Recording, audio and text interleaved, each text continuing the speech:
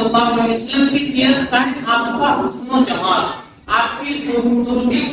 اللہ نے آپ کو ایسا بنایا کہ آپ سے پہلے نہ ویسا کسی کو بنایا اور نہ آپ کے بعد کسی کو ایسا بنایا جائے گا۔ اتنا زیادہ حسن و جمال اور خوبصورتی اللہ کے نبی صلی اللہ علیہ وسلم کو عطا کی گئی تھی۔ حضرت حسان بن ثابت کے مشہور اشعار ہیں وَأَحْسَنَ مِنْكَ لَمْ تَرَ قَطُّ عَيْنِي وَأَجْمَلَ مِنْكَ لَمْ تَلِدِ النِّسَاءُ خُلِقْتَ مُبَرَّأً مِنْ كُلِّ عَيْبٍ كَأَنَّكَ قَدْ خُلِقْتَ كَمَا تَشَاءُ۔ حضرت حسان شاعر رسول ہیں۔ جب کافر لوگ اللہ کے نبی صلی اللہ علیہ وسلم کی برائی بیان کرتے تھے اور شعر کے ذریعے وہ اللہ کے نبی کی برائی کرتے تھے تو اللہ کے نبی حضرت حسان کو اپنے منبر پر بٹھاتے اور کہتے کہ ان کافروں کا جواب دو۔ حضرت حسان کی شاعر تھے، وہ اپنی شاعری کے ذریعے نبی کی خوبی بیان کرتے تھے۔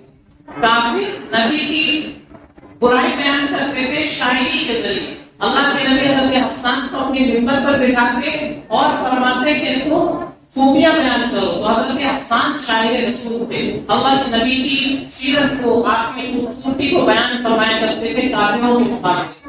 انہی کے اشعار فرماتے وَأَحْسَنَ مِنْكَ لَمْ تَرَ قَطُّ عَيْنِي کہ آپ سے زیادہ حسین اور خوبصورت میری آنکھوں نے کبھی نہیں دیکھا۔ وَأَجْمَلَ مِنْكَ لَمْ تَلِدِ النِّسَاءُ آپ سے زیادہ خوبصورت کسی عورت نے کوئی بچہ جنا ہی نہیں۔ اور فرمایا کہ خُلِقْتَ مُبَرَّأً مِنْ كُلِّ عَيْبٍ کہ اللہ نے آپ کو ہر قسم کے عیب سے پاک فرمایا۔ آپ کے اندر کوئی کمی نہیں، کوئی عیب نہیں، ظاہری اعتبار سے، باطنی اعتبار سے، ہر اعتبار سے اللہ نے بالکل پاک صاف عیبوں سے آپ کو پیدا فرمایا۔ آگے کہا کَأَنَّكَ قَدْ خُلِقْتَ كَمَا تَشَاءُ کہ اللہ نے آپ کو ایسے پیدا فرمایا جیسے آپ کی چاہت تھی، جیسی آپ کی مرضی تھی، آپ نے جیسا چاہا اللہ نے آپ کو اس کے مطابق پیدا فرمایا۔ تو یہ آپ کا حسن و جمال تھا، آپ کی خوبصورتی تھی۔